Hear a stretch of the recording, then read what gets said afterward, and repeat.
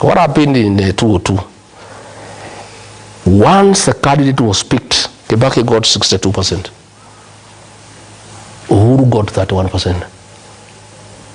The one who created a third force, he got 5.6%.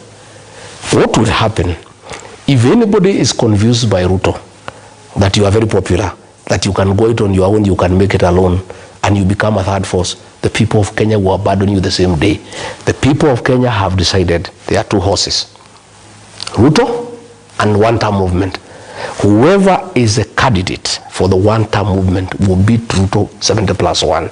Any third force that Ruto will create using manipulation, bribery, National Intelligence Service to confuse you that you can run on your own and make it, I can tell you the people of Kenya where they are today.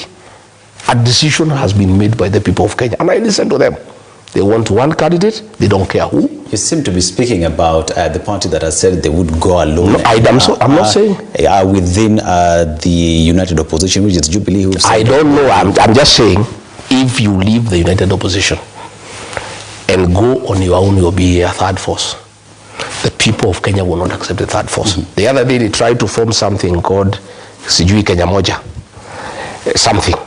But, you know, God is gracious to the people of Kenya. Before we could go far, one of the people who was pushing that thing was unmasked by a lot of people saying this is one of our own. We are the ones who have sent her to spy for the opposition. It died. That is what will happen. And Kenyans are also very intelligent. All these moles sent by Ruto into the opposition, people know them. They see through them. They read. They know, and they tell us that is a mole. That is a mole. That is a Ruto person. That is this. Let me tell you. This thing will be a two-horse race. The rest are donkeys. Whoever is picked by the United Opposition to face William Ruto is the one who will win and will be the 6th president of the Republic of Kenya. If anybody gets lost along the way and decides to abandon the people of Kenya and think you can go it on your own, you will not go far. The people of Kenya will say no. I want us to talk about a recent matter that has come up, and this is with regard to the whereabouts of one Raila Odinga, fellow principal in broad-based government. And his whereabouts is not known, but you have been accused. A statement from ODM says that you and your team are sending fake news to Kenyans with regard to Raila's whereabouts and his health. I'm very saddened by ODM. ODM has sunk so low.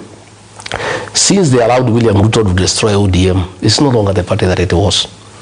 That is very cheap to start with. Myself, I spent the whole of yesterday here with Mohammed Ali. Mohammed Ali is MP for Nyali and the man who has taken charge of our movement in the Coast region. Very capable young man.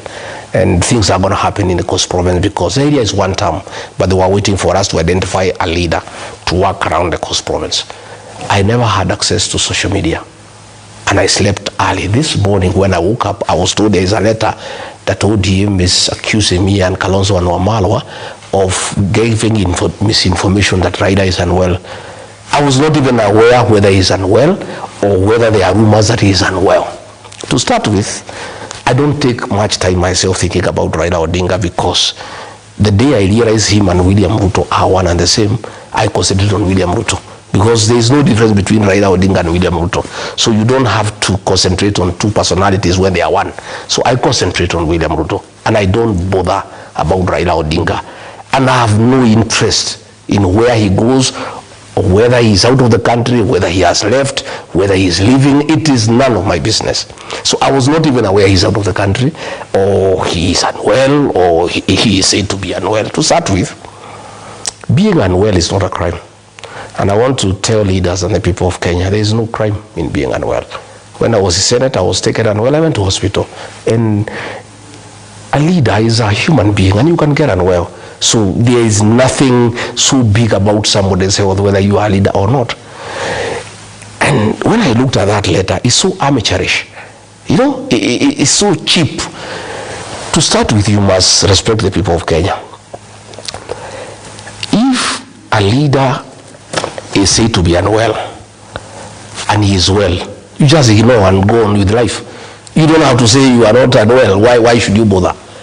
Number two, if you feel that the rumors are bothering you, and you need to tell people you are well. You don't have to write a letter. All you need to do is do a few activities here and there, and then people can see you are well, and the matter just dies. President Moi, the second president of the Republic of Kenya, used to do it that way. He would disappear for 5-6 days. People would say Moi is sick. Then he would turn up at KICC and brisk walk from KICC to Harambee House. The matter just ends.